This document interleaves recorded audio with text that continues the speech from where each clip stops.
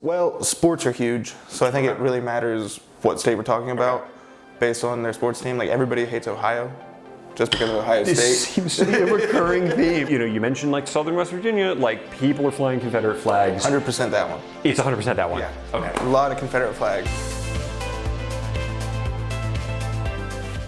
The other thing I'm kind of curious about actually is, and this is, you know, growing up in the Northeast and getting, I'd like to think, a general sense of like American regions and culture and geography.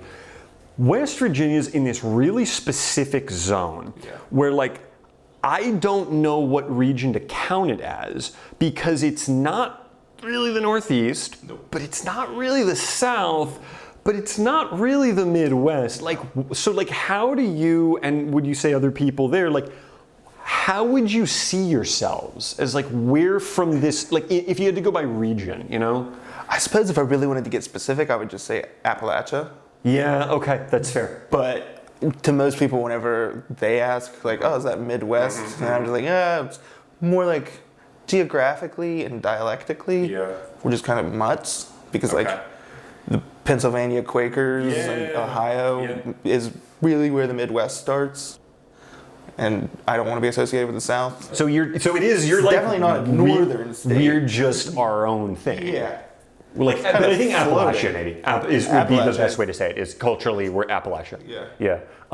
That's another one. Actually, I'm really curious about with sort of state history. So, you know, one of the things I know about West Virginia, as you know, and I'll mention the viewers, unless you'd like to tell them about state history and the big event that happened in 1863. Oh no, go ahead. Okay. So obviously Virginia used to be quite a large state that included all the territory that is West Virginia. The Civil War happened, and the people of what at the time was the western part of Virginia basically decided, no, we don't want to be part of the Confederacy, so we're going to break our chunk of the state away, and we're going to create a new state called West Virginia that's part of the Union. And that's how West Virginia got created because of the Civil War. Now, what I'm really curious about is, does that still factor into people's sense of like who they are? Or is there more of a, you know, you mentioned like Southern West Virginia, like people are flying Confederate flags. 100% that one. It's 100% that one? Yeah. Okay. A lot of Confederate flags. Okay. Yeah. So there's like no sense of like... I would say it's more like a 50-50 split. It's really. Okay. Yeah, because like we're talking about geography, where does it fall? And I actually did. I grew up like right on the Mason-Dixon line. So literally Southern, if you want to go by that. And I would say probably 50% of the people there are rebel flag waving, like Southern pride type, ironically enough. Yeah, I was going to say. The other 50% are like, do any of you even know our history? And like, if you look at the local news, the comments section of any like Facebook post or anything, it's always like just people going back and forth. It's really like, split kind of like, okay, so half the people are like, Southern pride, and half the people are like, we fought a war for this, like, what the hell, what the hell.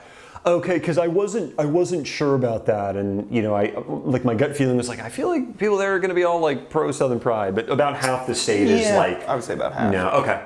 All right, that's interesting. And the further south you go, the definitely more flags waving. Yeah. In terms of the state, I mean, I know what it looks like. It's a very unique shaped state. It's got like an arm on it and a spike, and it's kind of like an oval thing. Like the cities are located, and we'll pull up a map, but like most of the population are based around like which kind of cities and like what parts of the state. Most of the population is on the river. Okay. So like the Ohio River runs the western part of the West Virginia. Okay. And you've got Wheeling, Moundsville, New Martinsville, where I grew up. Okay. And going down through, as far as big cities go, there's Parkersburg, then down to the state capital, also on the river. Charleston, Huntington, where Marshall University is, also on that river. So like that band leading up into, like Weirton's up here, and then Pittsburgh's like 10 minutes away from Orbital. So I think that's something I kind of didn't really think about, how close you are to Pittsburgh actually, and that's very much like like Western PA actually. It overlaps more with the northern part of West Virginia, not so much. Okay, interesting.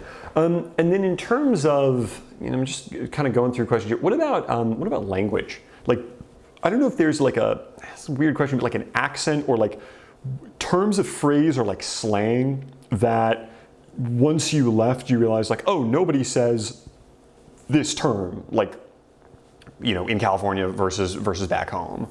You know, I mean, there are some words that I feel like I only hear back home, but I don't really know of any phrases, but things just like over yonder. Yeah, but like what would be like a word, or like words or something that people would use? West Virginia's got a lot of hills. People are always talking about the hollers. The hollers. Yeah. Tell people what the hollers are. It's just a valley, like a small valley between the hills where usually like a small community is. So it's like they live in this or that holler. It means there are probably like 10 or 12 houses down just in like the basin. So yeah, it's just like the That's what divot. A little divot between two hills. Yeah. And then you mentioned over yonder too is another one that people are yonder going to just say. means like there. Yeah, over there. Yeah, no, Up that's yonder, down yonder. Yeah.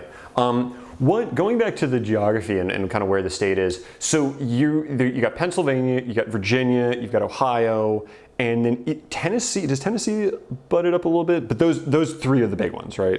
Ohio, Pennsylvania, Kentucky. Kentucky, of course. Yeah. And Maryland on the East Coast. Oh, right. There's a little bit that Maryland's tiny, what are like the general, you know, it was a bit of a stereotype, right? But like sense of like other states, like how do you see yourself in your neighborhood of states? Well, sports are huge, so I think it really matters what state we're talking about based on their sports team. Like everybody hates Ohio just because of Ohio State. This seems to be a recurring theme. I was talking to someone else and they're like, she's from Michigan, and she's like, we all hate Ohio. And then like most people are Steelers fans, so like Pennsylvania is fine. That's good. But then also if you're talking college football, it gets different.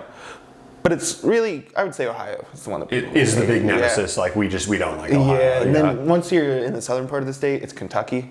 Okay.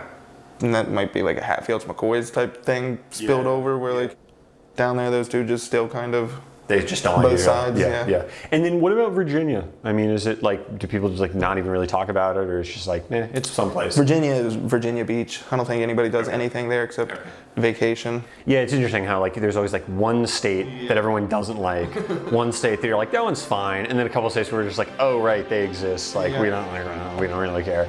Yeah, it's interesting stuff.